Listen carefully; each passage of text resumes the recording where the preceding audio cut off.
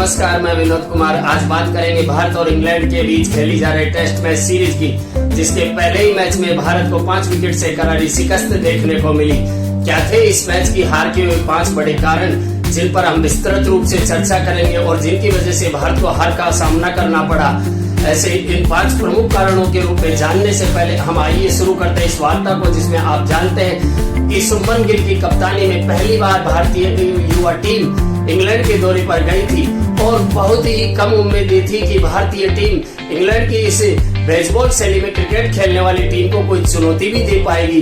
परंतु उन उम्मीदों को दरकिनार करते हुए भारतीय टीम ने पहले टेस्ट मैच में जो बल्लेबाजी के जौहर दिखाए और पहली बार एक टेस्ट मैच में भारतीय टीम की तरफ से 5-5 बल्लेबाजों के हमें शतक देखने को मिले, उसके बावजूद भी भारतीय टीम को इंग्लैंड के खिलाफ हार का सामना करना पड़ा।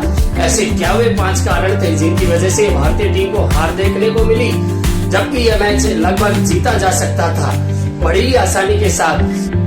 इंग्लैंड क्रिकेट टीम के कप्तान बेन स्टोक्स ने टॉस जीतकर भारतीय क्रिकेट टीम को पहले बल्लेबाजी करने का निमंत्रण दिया, क्योंकि भारतीय टीम की तरफ से बेहद बल्लेबाजी का शानदार नजारा देखने को मिला। यशस्वी जायसवाल ने ओपनर के रूप में एक बार फिर से शतकीय पारी देखने को मिली, तो वहीं केएल राहुल की तरफ से भी अर्धशतकीय पारी देखने को मिली। अपना पहले ही टेस्ट मैच का डेब्यू कर रहे साई सुदर्शन ने जरूर निराश किया कि बिना खाता खोले आउट जरूर हो गए, परंतु दूसरी तरफ कप्तान के रूप में पहली बार उतरी शुभमन गिल ने भी एक शानदार कप्तानी पारी खेली और एक शतक लगाया। उसके बाद ऋषभ पंत ने भी शानदार शतकीय पारी खेली, परंतु भारतीय टीम की तरफ से शानदार शतकीय साझेदारियां भी देखने को मिली और इन युवा बल्लेबाजों ने अपने बल्ले के जोहरों से शतकीय पारियां भी दिखाई। तो उनके बावजूद भी और भारतीय टीम को फिर भी हार का सामना करना पड़ा। तो क्या थे वे बड़े 5 कारण, आइए उन पर विस्तृत रूप से चर्चा करते हैं। पहला कारण हम नोट करते हैं, भारतीय टीम से कहीं ऐसा तो नहीं लगता कि जो एकादश का चयन हुआ उस एकादश के चयन में कई भूल हो गई। भारत के पूर्व बल्लेबाजों ने, महान क्रिकेटरों ने और ऑस्ट्रेलिया के महान क्रिकेटर दिग्गजों ने और इंग्लैंड के दिग्गज क्रिकेटरों ने भी मैच शुरू होने से पूर्व भारतीय टीम के mystery China man spinner Kuldeep Yadav को एकादश में खिलाने पर बहुत जोर दिया था। सबको उम्मीदें थी, क्योंकि इंग्लैंड के बल्लेबाजों की यदि कोई कमजोरी वर्तमान में उनके घरेलू पिचों पर मानी जा सकती है तो वह स्पिन बल्लेबाजी, जबकि कुलदीप यादव चाइना मैन गेंदबाज है और चाइना मैन गेंदबाजी के कारण उनके हाथों से गेंद को रीड करना बहुत ही कठिन होता है। इसी वजह से वे एक प्रभावी स्पिनर हो सकते थे। वहीं दूसरी तरफ देखें तो शार्दुल ठाकुर को इस मैच में उन्होंने खिलाया जरूर, परंतु किसके लिए? बल्लेबाजी में गहराई डालने के लिए। तो जब भारतीय टीम के शीर्ष क्रम के यदि किसी टीम के बल्लेबाज कोई अच्छा खासा प्रदर्शन न कर पाए और हम फिर 7वें नंबर के बल्लेबाज से बल्लेबाजी में जौहर दिखाने की उम्मीद भी करें तो उससे क्या फायदा। आपने मैच के दौरान देखा कि शार्दुल ठाकुर बल्लेबाजी में कोई विशेष योगदान भी नहीं दे पाए। यदि ऊपर शीर्ष क्रम के बल्लेबाज यशस्वी जायसवाल, केएल राहुल, शुभमन गिल, साई सुदर्शन, ऋषभ पंत, करुण नायर और रविंद्र जडेजा जैसे बल्लेबाज यदि अपनी बल्लेबाजी में जौहर नहीं बिखेर पाते हैं तो भारतीय टीम को शार्दुल ठाकुर की बल्लेबाजी से उम्मीदें करनी चाहिए।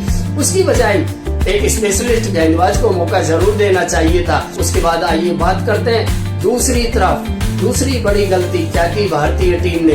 भारतीय टीम ने दूसरी बड़ी गलती की। पहली पारी में एक समय आपने देखा 3 विकेट पर 430 रन के स्कोर पर भारतीय टीम पहुंच जाती है, परंतु उसके बाद इंग्लैंड के द्वारा 80 ओवरों के बाद जब नई गेंद ली जाती है तो हमें क्या देखने को मिलता है? अगले मात्र 40 रनों के अंदर भारतीय टीम के 7 विकेट गिर जाते हैं। ये भारतीय टीम की बल्लेबाजी का पतझड़ जो हमें देखने को मिला, यदि ये देखने को नहीं मिलता तो अवश्य भारतीय टीम 550 रनों से ऊपर का स्कोर हासिल कर पाती और 550 रनों का स्कोर हासिल कर पाती तो इंग्लैंड की बल्लेबाजी पर उसका प्रभाव देखने को मिलता। भारतीय गेंदबाजों को कुछ अधिक करने के लिए ज्यादा स्वतंत्रता देखने को मिलती और एक बात जो जरूर हमें प्राप्त होती कि भारतीय टीम इतने रन बनाने के बाद इस टेस्ट मैच को हार नहीं सकती थी, परंतु ऐसा नहीं हुआ और यही हाल भारतीय बल्लेबाजी का दूसरी पारी के दौरान भी हमें देखने को मिला, जब भारतीय टीम 300 के ऊपर एक सुरक्षित स्कोर पर खड़ी थी और वहीं फिर एक बार से नई बॉल 80 ओवरों के बाद इंग्लैंड के कप्तान ने ली, तो भारतीय टीम का विकेटों का पतझड़ हमें देखने को मिला। तो दूसरी पारी में भी हमने कहीं न कहीं ऐसा लगता है कि 100 रन कम बनाए। यदि इस मैच में पहली पारी और दूसरी पारी के स्कोर को देखें तो दोनों पारियों में 100 रनों का जो प्रभाव पड़ा वो प्रभाव 200 रनों का था, जो कि इस मैच के हार जीत के अंतर को बदलने के लिए पर्याप्त होता। ये दूसरा बड़ा कारण था। और तीसरा सबसे बड़ा और महत्वपूर्ण हार का कारण बना भारतीय क्रिकेट टीम की फील्डिंग। जहां पर भारत की जीत और इंग्लैंड की हार हो सकती थी, तो वहां पर भारतीय क्रिकेट टीम के खिलाड़ियों की फील्डिंग देखकर तो ऐसा लगा जैसे कैच छोड़ने की होड़ सी मची हुई है। यशस्वी जायसवाल ने, रविंद्र जडेजा ने जो कैच छोड़े महत्वपूर्ण मौकों पर, उनमें एक जसप्रीत बुमराह से भी कैच छूटा। उन कैचों के कारण ही हमें ओली पोप की शतकीय पारी देखने को मिली, वैन डकेट की धमाकेदार पारियां देखने को मिली। ये सब वे बड़े कारण थे जिनकी वजह से बहुत ही बड़ा अंतर पैदा हो गया। यदि भारतीय क्रिकेट खिलाड़ियों ने ये मैच के दौरान जो वैन डकेट के कैच छोड़े, उसके बाद 100 रनों का अंतर पैदा हो गया, तो वहीं पर हैरी ब्रुक के जो कैच छोड़े, उसके बाद उन्होंने 99 रनों की शानदार पारी खेली। ओली पोप के कैच छोड़े तो आपने देखा कि ओली पोप ने भी शतकीय पारी खेली। उन कैचों को छोड़ा, उन्हीं का परिणाम था कि इस वजह से इंग्लैंड के बल्लेबाजों ने जमकर अपनी आक्रामक शैली में रन कूटे और भारतीय टीम को जहां पर कम से कम 125 रनों की पहली पारी में लीड मिल सकती थी, उस मौके को हमने जाने दिया। वैन डकेट वही जिनके कैच पहली पारी में छोड़े थे, दूसरी पारी में भी उनका कैच पकड़ा होता तो 149 रनों की शानदार पारी नहीं खेल पाते। पांचवा और बड़ा कारण है भारतीय क्रिकेट टीम की गेंदबाजी, जिसमें हमें लाइन लेंथ का अभाव देखने को मिला, आक्रामकता का अंदाज देखने को नहीं मिला। ये ऐसा बड़ा कारण था जहाँ जसप्रीत बुमराह पर बहुत ही ज्यादा भारतीय आक्रमण डिपेंडेबल नजर आया। उसके फलस्वरूप अन्य गेंदबाजों में कहीं भी एकाग्रता, अनुशासनहीनता, लाइन लेंथ देखने को ही नहीं मिली। और शार्दुल ठाकुर, जिनको इस मैच के अंदर कुल मिलाकर कितने ओवर पहली पारी में करने को मिले और उन्होंने 2 ब्रेक थ्रू जरूर दिलाए, परंतु उन्होंने जो रनों की गति प्रदान की, लाइन लेंथ रखी, उसका ही परिणाम था कि भारतीय टीम को हार का मुंह देखने को मिला।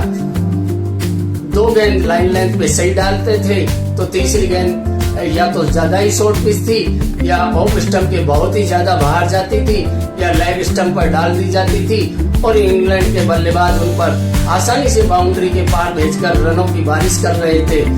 ये बहुत बड़ा कारण था। और उसके बाद हम 5वें कारण की बात करें तो भारतीय गेंदबाजी का जसप्रीत बुमराह के अलावा अन्य गेंदबाजों का सहयोग प्रदान करना नहीं रहा। हम देख सकते हैं जसप्रीत बुमराह ने जरूर 5 विकेट होल लिया, परंतु उसके अलावा जो शुरुआत में नई गेंद के साथ जो जसप्रीत बुमराह को सहयोग मिलना चाहिए था अन्य गेंदबाजों से, वह इस मैच में देखने को बिल्कुल भी नहीं मिला। बहुत उम्मीदें थी प्रसिद्ध कृष्णा से, बहुत उम्मीदें थी मोहम्मद सिराज से, जिन्होंने बहुत निराश किया।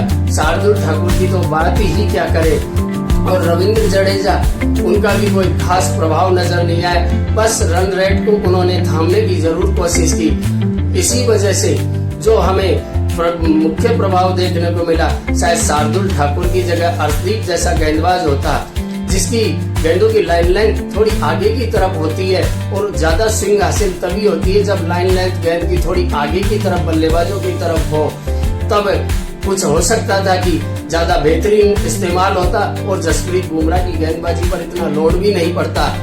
खैर, भारतीय टीम के 5 बड़े कारण जो आपने जाने, आप भी अपनी व्यक्तिगत राय कमेंट बॉक्स में जाकर दे सकते हैं। मुझे तो यही नजर आए जिसकी वजह से भारतीय टीम को हार देखने को मिली।